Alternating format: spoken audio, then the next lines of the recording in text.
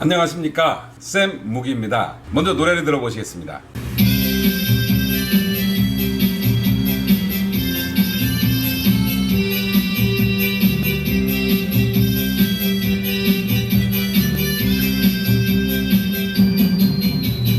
화창한 봄날에 근저당권 감유등 소멸기준 권리 성립 시점 검토한 사람 매매기타 원인 소유자가 달라져 당사자 사이에 건물 철거 특약 없을 것 법정지상권이 없는 건물의 임차인은 낙찰자의 철거 청구에 대지 경매에서 제시의 건물 미등기 건물 협의 매수 철거 청구 지료 내라 들들 볶는 것.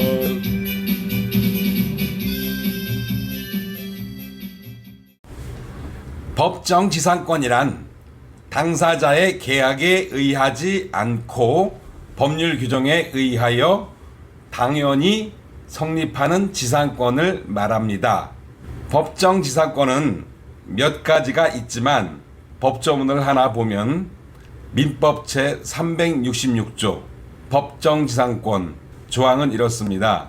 저당물의 경매로 인하여 토지와 그 지상 건물이 다른 소유자에게 속하는 경우에는 토지 소유자는 건물 소유자에 대하여 지상권을 설정한 것으로 본다. 그러나 지료는 당사자의 청구에 의하여 법원이 이를 정한다 라고 규정을 하고 있습니다. 법정지상권이 제도화된 이유는 이렇습니다.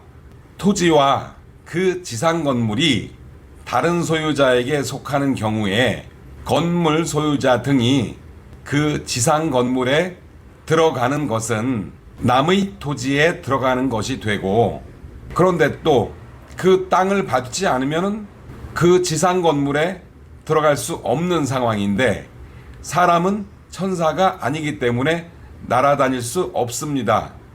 이 경우에 서로 합의를 해서 계약을 해서 지상권을 설정하고 지료를 받고 드나들게 해주면 되겠지만은, 부득이한 경우에 합의가 없어도 특수한 경우에 법으로 지상권을 인정해 주어 건물 소유자가 자신의 건물에 드나들 수 있게 만들어 준 것이 법정지상권입니다. 법정지상권은 여러 가지가 있는데, 먼저 첫 번째 건물의 전세권과 법정지상권이 있고요. 저당물의 경매에 의한 법정지상권이 있습니다. 세 번째로 담보 가등기 된 부동산이 경매된 경우에 법정지상권을 인정해 주는 경우가 있고요. 네 번째로 임목법에 의한 임목경매에 의한 법정지상권이 있습니다. 다섯 번째 관습법상 법정지상권이 있습니다. 그러나 우리는 이딴 것들 알 필요 전혀 없습니다. 경매에 하등 도움도 되지 않습니다. 그냥 법정지상권이라는 말이 나오면 근저당권이나 가압류 등 소멸기준 권리가 성립 시점에 건물과 토지가 한 사람의 소유라는 가사만 기억하면 됩니다. 성립 시점에 건물과 토지가 한 사람 소유, 핵심입니다. 다시 한번 노래를 들어보시겠습니다.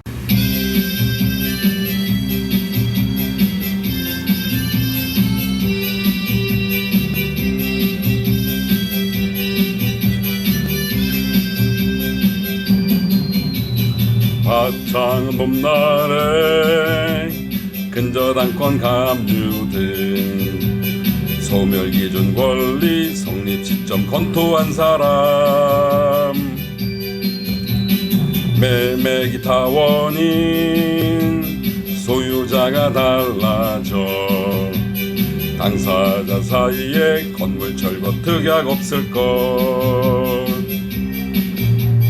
법정지상권이 없는 건물의 임차인은 낙찰자의 철거 청구에 대지 경매에서 제시의 건물 미등기 건물 협의 매수 철거 청구 지료 내라 들들 볶는 것.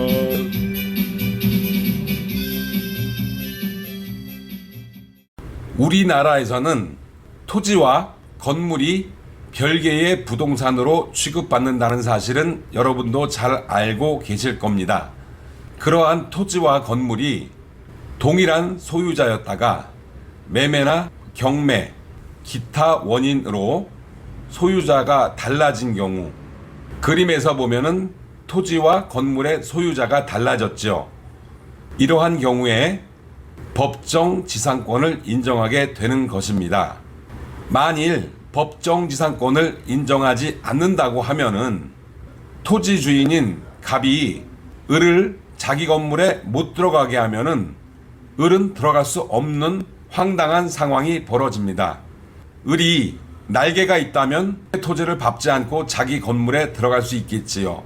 하지만 을은 천사가 아니기 때문에 날개가 없습니다. 또한 을의 건물이 갑의 토지를 무단 점유하게 되는 것이므로 갑은 을에 대해서 건물 철거를 요구할 수도 있습니다. 그리고 법정지상권이 성립을 하려면 당사자 사이에 특별한 건물 철거의 특약이 없어야 합니다. 토지와 그 지상 건물의 소유자가 토지 중 일부를 매도할 때에 매매 당사자 사이에 매도한 토지 부분에 걸쳐 있던 건물 부분을 철거하기로 하는 내용의 특약이 없었던 경우에 건물 소유자, 즉 토지를 판 사람이죠. 는 토지 매수인에 대하여 그 건물 부분의 소유를 위한 관습법상 법정 지상권을 취득하게 되는 것입니다. 세 번째 단락에 법정 지상권이 없는 건물의 임차인은 낙찰자의 철거 청구에 대항 못함이라는 가사를 설명하겠습니다. 먼저 케이스를 한번 상상해 보겠습니다. 소유자, 여기선 홍길동이라고 하지요. 소유자가 동일한 토지와 그 지상 건물에 공동으로 저당권이 설정된 후에 그 후 건물이 철거되고 다른 건물이 신축이 됐습니다. 그런데 그 신축된 건물에 임차인들이 있는 상황입니다. 경매 사건에서 이런 케이스가 종종 나타납니다. 그런데 K라는 사람이 낙찰을 받았어요. 이런 경우에 두 가지가 문제가 있게 되겠지요. 먼저 건물 소유자에게 법정 지상권이 인정이 될까요? 만약 법정 지상권이 인정되게 되면 낙찰자는 참 골 때리는 상황이 벌어지겠지요. 고스란히 법정 지상권의 부담을 안고 토지를 샀으니 토지 가지고 건물을 짓거나 아무런 행위를 할 수가 없겠지요. 그리고 두 번째, 법정 지상권이 인정되지 않는다면, 그렇다면 신축 건물에 새들어 살고 있는 임차인들은 어떻게 될까요? 법정 지상권 성립 여부에 대해서는 판례가 있습니다.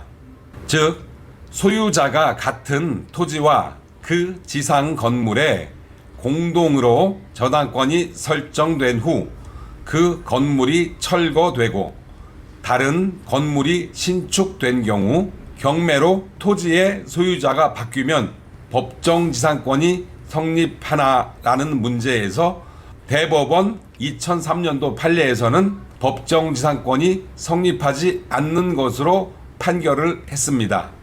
즉 단독 저당인 경우에만 법정지상권 성립이 인정되고 토지와 건물 모두 저당을 잡힌 경우, 즉 공동저당인 경우에는 그것이 경매되어 토지와 건물의 소유자가 바뀐다고 하더라도 법정지상권의 성립은 인정하지 않습니다. 세 번째 단락 노래 가사, 법정지상권이 없는 건물의 임차인은 낙찰자의 철거 청구에 대항 못한다 라는 것은 이 경우를 말하는 것입니다.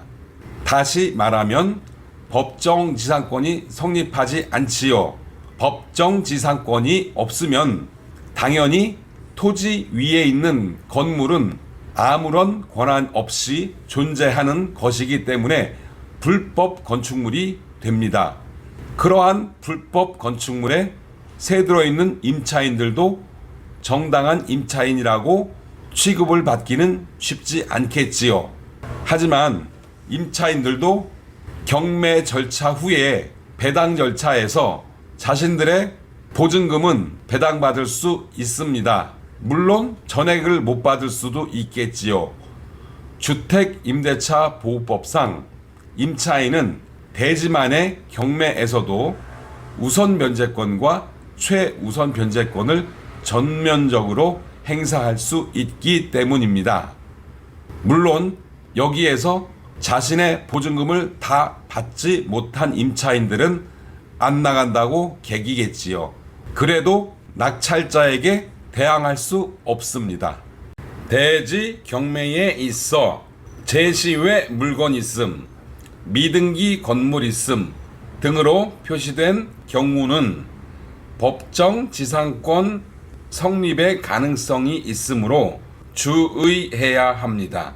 건물이 미등기이거나 무허가 건물이라 할지라도 일정한 요건 하에서는 법정 지상권이 발생함을 주의해야 합니다.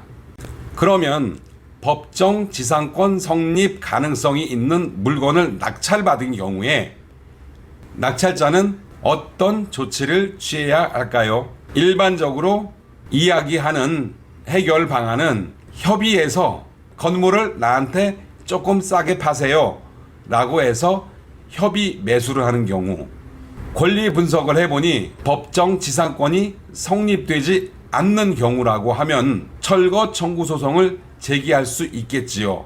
그러나 철거 청구를 해서 실제로 철거를 하게 되면은 철거 비용이 많이 들 수 있으므로 건물 소유자와 협의를 해서 이사 비용을 주고 퇴거시키고 그 건물을 토지의 낙찰자가 이용하는 방법도 있습니다. 그런데 권리 분석을 해보니 법정 지상권이 성립을 하는 경우, 그런 경우는 어떻게 해야 되겠습니까?